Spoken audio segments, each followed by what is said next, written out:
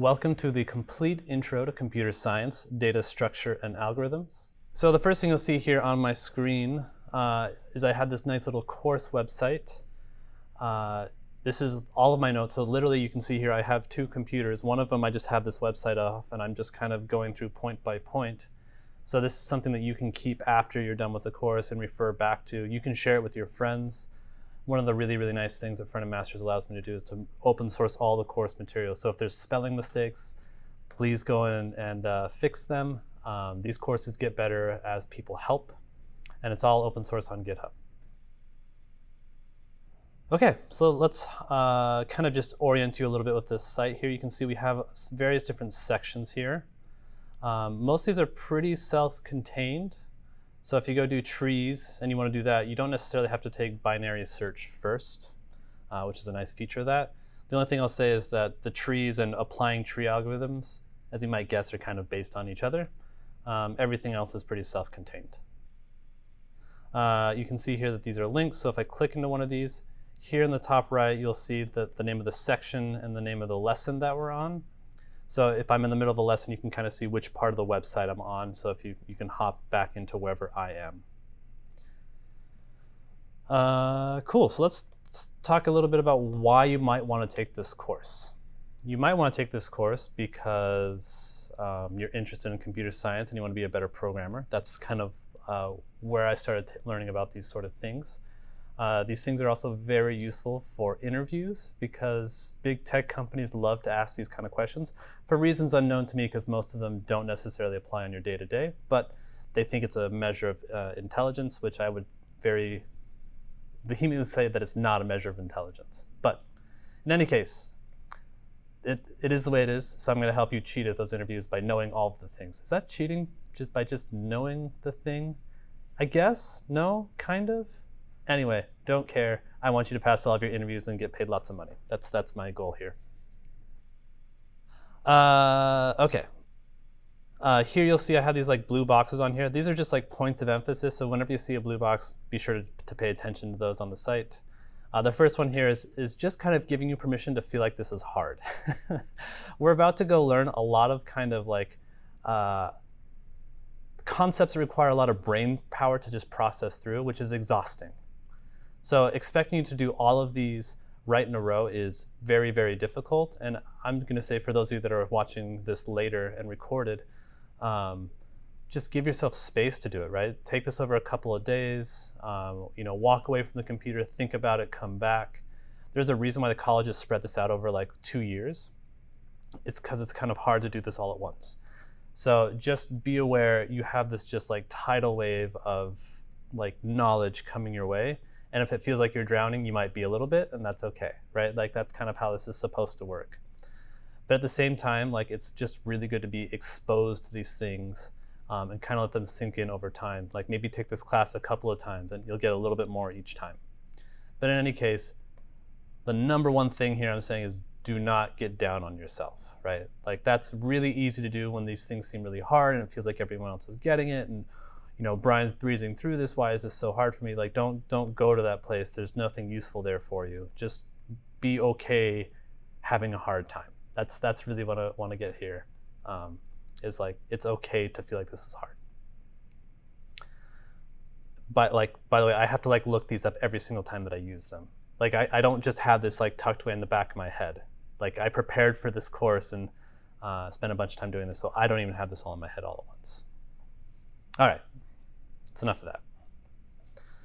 So who's this course for? Hopefully this course is for you. That's who I wrote it for. There is a base level expectation that you know JavaScript, in that I'm not going to be teaching you JavaScript today. Hopefully you are okay with JavaScript. If you don't know JavaScript, Front End Masters has a lot of great and even free resources. I linked down here to the bootcamp, which I taught it along with Jen Kramer, and that's totally free for everybody. Definitely share that with your friends as well. And that'll get you up to speed where you could probably take this class. I'm not going to be doing any sort of advanced JavaScript stuff. I even took most of the functional programming stuff out of this class, so it's actually fairly straightforward. Or I hope it's straightforward. That's what I designed it to be, that you can be the judge of that. Okay, who's this lovely bastard on the screen? That's me. Uh, my name's Brian. I work at Microsoft. I live in Seattle at the moment. I've lived there for, I don't know, 4 or 5 years now. I did attend college. I did go to a university where I learned computer science. I actually ended up dropping out of college. But I had taken like 3 years of computer science, so I did take these classes in college.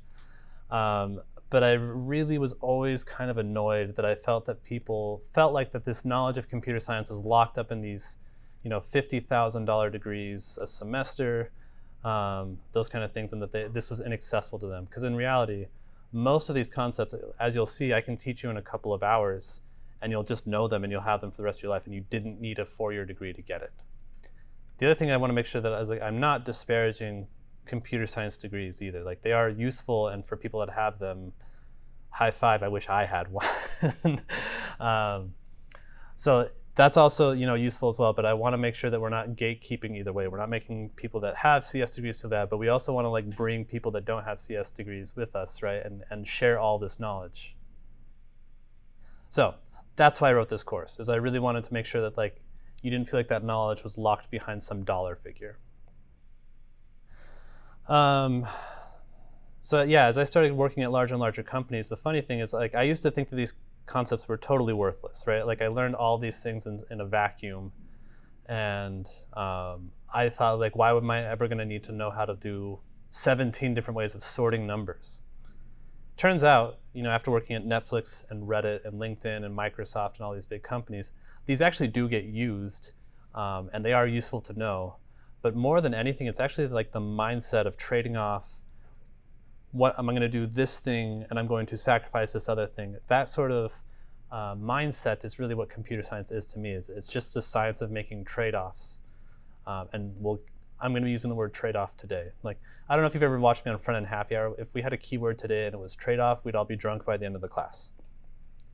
If not, you can go listen to Front End Happy Hour. That joke will make more sense if you do. All right. Yeah, I want to help you learn methodologies of structured thinking. That's kind of like my goal here today. What else? When I'm not teaching here for the masters, when I'm not working, I like to exercise. I hop on my Peloton too much. I really like Islay scotches. I like very hoppy beer. I have an amazing wife, Nikki. I like getting my ass kicked at Dota and Overwatch, as most of the front-end masters team can attest to. And I love traveling as well. I haven't done that in a little while, but that's also something that I have loved to do. I have an adorable dog. I put a picture of Luna in literally every course that I teach, so there she is. I just dropped some links to my favorite charities in here. These are the ones that I support. They're certainly awesome, so if you're interested in finding some cool charity support, there's a couple on there as well. As always, special thanks to Front End Masters. Really appreciate them giving me the opportunity to get up here to share this knowledge with you. Yeah, they're awesome people to work with. Thanks, Front End Masters.